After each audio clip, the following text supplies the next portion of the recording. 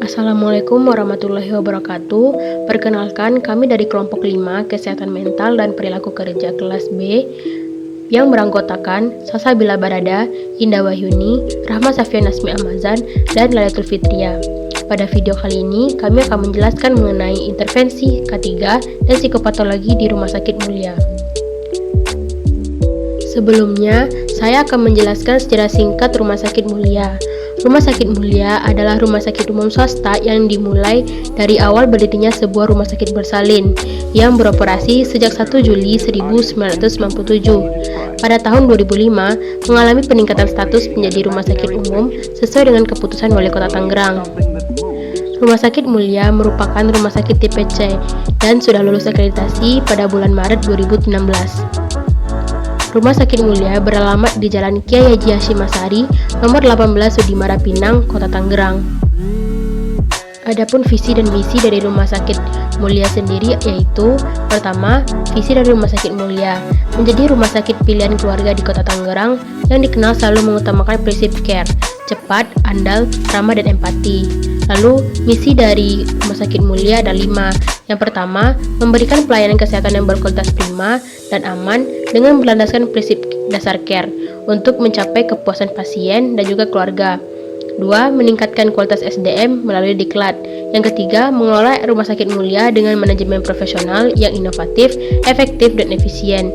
Yang keempat, menjadikan Rumah Sakit Mulia sebagai tempat kerja pilihan bagi karyawan dan tenaga medis. Yang kelima, membangun budaya kerja dan lingkungan kerja yang sehat dan harmonis. Lalu, moto dari Rumah Sakit Mulia sendiri adalah We Care. Rumah Sakit Mulia juga memiliki budaya kerjanya sendiri, meliputi yang pertama, care. Seluruh elemen Rumah Sakit Mulia mengutamakan cepat, andal, ramah, empati dalam memberikan pelayanan serta dalam berorganisasi terhadap seluruh pihak yang berkepentingan. Yang kedua, komunikasi. Seluruh elemen Rumah Sakit Mulia membangun pola komunikasi dan informasi sharing yang efektif dan jelas di semua tingkat jabatan, dan selalu terbuka untuk ide, saran, dan feedback untuk perbaikan dan inovasi. Yang ketiga, komitmen. Seluruh elemen Rumah Sakit Mulia memahami dan memiliki visi misi yang sama dan berkomitmen memberikan yang terbaik bagi Rumah Sakit Mulia, pasien, masyarakat sekitar, mitra usaha, pemerintah, dan pihak-pihak berkepentingan lainnya. Yang keempat adalah collaboration. Seluruh elemen Rumah Sakit Mulia menjunjung tinggi semangat kebersamaan dan kerjasama berdasarkan rasa saling percaya dan saling menghargai untuk mencapai tujuan bersama. Yang kelima, kompetens. Seluruh elemen Rumah Sakit Mulia memiliki kompetensi di bidangnya masing-masing dan akan selalu berusaha mempertahankan dan meningkatkan kualitas kerja dan kemampuannya dengan senantiasa belajar, berbagi ilmu, mengadopsi inovasi, dan perubahan. Selanjutnya, analisa kasus. Dari hasil wawancara yang kami lakukan kepada salah satu tenaga medis di rumah sakit yang bersangkutan, didapatkan bahwa beberapa perawat ada yang mengalami stres dikarenakan tekanan yang berasal dari beberapa pihak, seperti pihak manajemen dan juga pihak pasien. Dari pihak manajemen akan muncul tekanan yang dirasakan saat pasien sedang banyak, sedangkan tenaga medis tidak memadai. Nah, bisa dikatakan bahwa perbandingan antara tenaga medis dengan pasien itu tidak seimbang. Misalnya, dalam satu ruangan terdapat 27 pasien, sedangkan perawat yang berjaga saat itu hanya sekitar 3 orang. Nah, sedangkan tekanan yang berasal dari pihak pasien biasanya dikarenakan adanya pasien yang berekspektasi tinggi akan fasilitas yang diberikan oleh rumah sakit, di mana akreditasinya masih C. Hal inilah yang membuat beberapa beban kerja perawat semakin tinggi. Nah, perawat ada yang merasa kurang semangat lagi dalam bekerja karena mengingat beban kerja yang sangat tinggi itu. Bahkan, ada yang memutuskan untuk resign dari pekerjaannya. Namun, dari pihak perawat itu sendiri, mereka untungnya memiliki hubungan yang baik antar sesama. Mereka juga saling mendukung dan menyemangati perihal pekerjaan yang tengah dihadapi. Terlebih saat pandemi ini, di mana dukungan antar teman kerja sangat diperlukan untuk mengurangi stres dalam bekerja. Hanya saja, dari pihak rumah sakit belum melakukan tindakan lanjut untuk menekan jumlah perawat yang resign. Apa sih kaitannya dengan psikopatologi? Nah, sebelumnya, menurut Chaplin tahun 1999, psikopatologi merupakan cabang ilmu psikologi yang berfokus untuk menyelidiki penyakit atau gejala mental dan gejala abnormal lainnya. Sedangkan psikopatologi di tempat kerja dapat diartikan sebagai gangguan mental yang terjadi dalam setting tempat kerja. Berdasarkan analisis kasus yang telah dijelaskan sebelumnya, dapat kita simpulkan bahwa tidak ada tenaga medis di Rumah Sakit Mulia yang merasakan gangguan mental yang parah.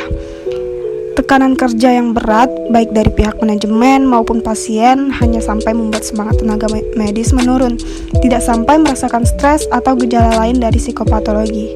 Namun, tetap saja sangat dibutuhkan upaya pencegahan yang harus dilakukan pihak rumah sakit, mengingat adanya beberapa tenaga medis yang memutuskan untuk resign dari pekerjaannya karena tekanan kerja yang begitu tinggi. Kesehatan dan keselamatan kerja atau K3 merupakan suatu upaya perlindungan kepada tenaga kerja dan orang lain yang memasuki tempat kerja terhadap bahaya dari akibat kecelakaan kerja. Tujuan K3 adalah mencegah, mengurangi, bahkan menghilangkan risiko penyakit dan kecelakaan akibat kerja, serta meningkatkan derajat kesehatan para pekerja sehingga produktivitas kerja meningkat. K3 merupakan segala kondisi dan faktor yang dapat berdampak pada keselamatan dan kesehatan kerja tenaga kerja maupun orang lain di tempat kerja. Salah satu penerapan K3 pada bidang kesehatan ialah di rumah sakit. Rumah sakit merupakan institusi pelayanan kesehatan yang memiliki kegiatan pelayanan pencegahan penyakit atau preventif, penyembuhan atau kuratif, pemulihan kesehatan atau rehabilitatif, dan peningkatan kesehatan atau promotif. Di Indonesia, telah ditetapkan beberapa peraturan keselamatan dan kesehatan kerja, antara lain Undang-Undang Nomor 1 Tahun 1970 tentang Keselamatan Kerja, Peraturan Menteri Nomor Per 05 Men 1996 tentang Sistem Manajemen Keselamatan dan Kesehatan Kerja.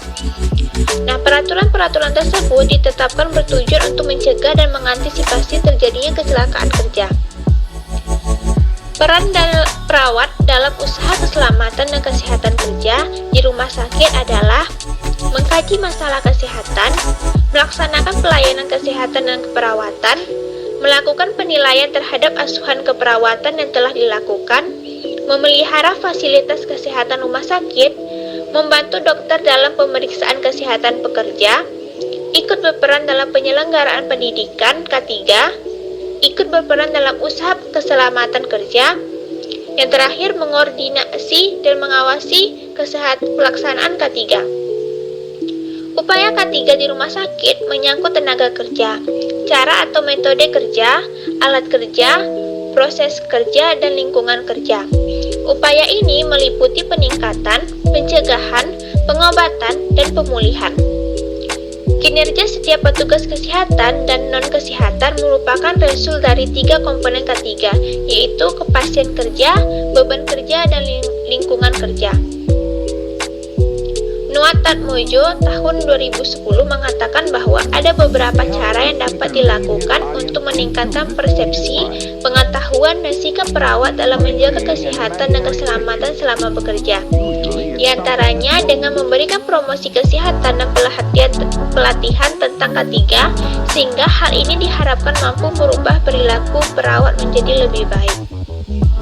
Pengetahuan K3 yang baik dapat menurunkan angka kecelakaan kerja hingga tercapainya zero accident. Perawat merupakan tenaga kesehatan yang sering kontak dengan pasien sehingga diharapkan mampu menerapkan K3 dengan baik. Elemen penting yang mencakup standarisasi K3 dalam rumah sakit yang harus diperhatikan yaitu sumber daya manusia, pembiayaan, peralatan K3, standarisasi operasional prosedur atau SOP, yang terakhir pelaksanaan sistem manajemen K3.